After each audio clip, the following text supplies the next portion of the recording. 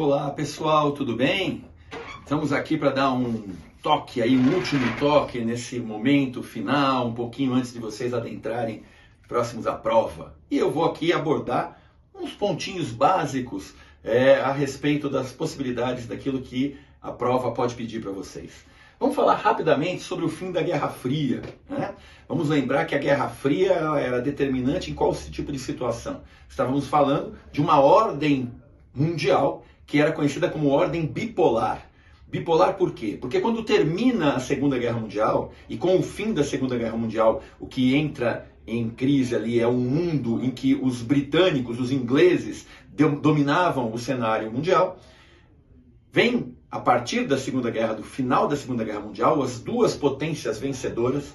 De um lado, os Estados Unidos da América, representante do capitalismo, do outro lado, a União Soviética, representante do socialismo real. Esses dois países entram num confronto. Mas não é um confronto como aconteceu na Segunda Guerra, onde os seus exércitos, as suas forças militares chegam a se degladiar diretamente. Não, é um confronto fundamentalmente de propaganda, é um confronto de influência, onde cada um desses poderes, de um lado os Estados Unidos, do outro lado a União Soviética, procuram influenciar o maior número de países para que esses países fiquem diante da sua ordem, da sua órbita. Então é nesse cenário que a Guerra Fria se constitui. Guerra Fria esta que vai ter, dentro desse processo de propaganda, dentro desse processo de tentativa de demonstrar para cada um dos países que cercavam aquela área, suas áreas de domínio, suas áreas de extensão, de capacidade de influência, cada um desses países, seja os Estados Unidos, seja a União Soviética, tentavam, na medida do possível, fazer o quê? Gerar condições para demonstrar uma superioridade do seu sistema. Estados Unidos e União Soviética, após o final da Segunda Guerra, dividiram o planeta em duas grandes áreas de influência. E essas duas grandes áreas de influência tinham, então, esta capacidade de observação, esta capacidade de, vamos dizer assim, uma capacidade de situação de comando por parte tanto dos Estados Unidos quanto da própria União Soviética. O que aconteceu no meio desse processo, durante aproximadamente 45 anos, que foi o período do final da Segunda Guerra até quase o momento da desintegração da União Soviética, foram disputas árduas, verdadeiras corridas onde cada um desses países tentava de alguma maneira demonstrar a sua superioridade sobre o bloco rival. E essa superioridade vai aparecer, por exemplo, na corrida espacial. Corrida espacial esta em que a União Soviética vai ter vantagens no início do processo, lançando ao espaço o primeiro satélite, lançando ao espaço o primeiro ser vivo, a cadelinha Laika, lançando ao espaço o primeiro cosmonauta, o primeiro ser humano a chegar nesta área, e a figura importantíssima de Yuri Gagarin, aquele que deixou a marca da famosa frase "A Terra é azul", né? E posteriormente quem vai dar um contragolpe nesse processo vai ser os Estados Unidos, que vai conseguir lançar os primeiros homens que vão chegar à Lua, através da figura de Neil Armstrong, aquele que pisa, o primeiro homem a pisar na Lua. Além da corrida espacial, houve também a corrida armamentista. Estados Unidos e União Soviética chegaram a ter a posse da bomba nuclear. E a partir daí começaram a desenvolver uma série de mísseis e cada vez mais ogivas, capazes de assustar, de amedrontar não somente o seu rival direto, mas também o restante do planeta, num temor enorme de que em algum momento os dois entrassem exatamente num conflito violento que pudesse levar ao desaparecimento de todo o planeta. Quando chegamos à década de 1980, a União Soviética mostra uma série de fraquezas, mostra que o seu sistema não está mais dando conta das necessidades que até então esse conflito, esses gastos econômicos violentos, esses gastos militares enormes da corrida armamentista acabavam gerando. E então o país, a União Soviética, mostrava um envelhecimento dentro desse processo, uma dificuldade de competir com os Estados Unidos e acabou tendo uma série de problemas internos que vão levar à sua desintegração. É nesse momento que está governando a União Soviética um cidadão chamado Mikhail Gorbachev. O Gorbachev começa a fazer um processo de, vamos dizer assim, abertura política, que vai ser chamado de glasnost, e um processo de abertura econômica da União Soviética, denominado perestroika. Nesse exato momento, o que vai se perceber é que uma série de insatisfações vão ganhando corpo dentro do território da União Soviética, começam a aflorar antigas paixões da parte dos povos que compunham esta grande união de repúblicas, e uma série de movimentos independentistas começam a ganhar corpo. A partir daí, a fragilidade da União Soviética começa a ficar exposta e ela inicia um processo de fragmentação. Esse processo se dá fundamentalmente a partir de 1991, o ano do final da existência da União das Repúblicas Socialistas Soviéticas. Nesse cenário, o que se descortina a partir de então é a vitória dos Estados Unidos naquele momento.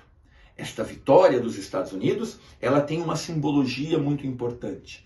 Essa vitória dos Estados Unidos, ela abre o espaço, o fundamental espaço para a nova década de 90, onde a sensação mundo afora passa a ser de que, no vencedor da Guerra Fria, os Estados Unidos deveriam se impor como potência única no cenário mundial, como a grande força presente em todo esse cenário. É importante a gente entender, então, que aquela ordem mundial da Guerra Fria, ela que era uma ordem bipolar, onde havia dois polos de poder, o polo estadunidense e o polo soviético, ela deixava de existir para abrir caminho para uma nova ordem mundial. Uma ordem mundial onde o poder central seria um poder unipolar. Um poder de uma única potência, os Estados Unidos da América, dominando todos os variados cenários numa conquista de hegemonia geopolítica sobre o planeta. Num primeiro momento, é importante dizer que alguns autores fizeram algumas confusões nessa época. Quando eu falo em confusões, eu estou dizendo numa falsa sensação de que o mundo que saía da ordem bipolar poderia vir se transformar em um mundo multipolar. Mas isto não aconteceu, e não aconteceu por quê? Porque quando a gente fala de hegemonia, quando a gente fala da conquista de um poder capaz de impor a todos os demais a sua força, nós estamos falando de um poder, de uma nação ou de um grupo de nações que vai dominar pelo menos três áreas bem claras e distintas: o poder econômico, o poder militar e o poder político. A capacidade de influenciar um maior número de países para ficar sob o domínio desta nação. Neste cenário, pessoal, é importante entendermos o seguinte: poder econômico até havia ali nos anos 90 uma certa divisão, sendo uma força lá nos Estados Unidos, uma força que emergia na União Europeia, uma força no cenário asiático, mas poder militar e poder político, somente os Estados Unidos mantinham. Foi por isso que a ordem mundial que aflorou com o fim da União Soviética vai ser uma ordem mundial unipolar, uma ordem mundial onde os Estados Unidos vão se impor como a grande potência dominante pelos próximos anos. E isto vai durar pela década de 90 e por uma parte substancial do início do século XXI, até que acabe emergindo lá do Oriente a nova força geopolítica, a nova potência, a potência chinesa. Potência chinesa essa que foi crescendo e que acabou gerando as contestações, os choques, os embates com os Estados Unidos da América. É importante, então, a gente deixar este recado final para nós conseguirmos colocar e posicionar para vocês exatamente esta, digamos assim, esta nova configuração Tá? Uma configuração de bastante tensão e domínio por parte dos Estados Unidos da América, que hoje começam, quer dizer, já há algum tempo, começam a ser questionadas pelo crescimento da força econômica chinesa, uma intervenção enorme que os chineses têm feito nesse cenário econômico e que pode sim, daqui a algumas décadas, se transformar também em poder militar e poder político de influência sobre essas áreas.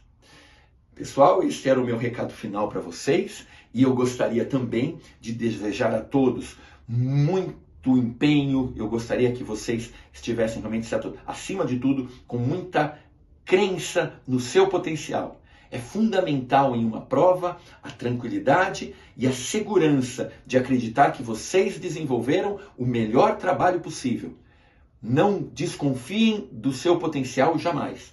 Aproveitem esse momento, peguem tudo aquilo que nós trabalhamos na sala de aula, peguem tudo aquilo que vocês se dedicaram e também aproveitem esta última mensagem para fixar, para reforçar uma série de conceitos importantes e façam aí um bom enfrentamento para que se consiga uma superação exatamente nesta prova do domingo.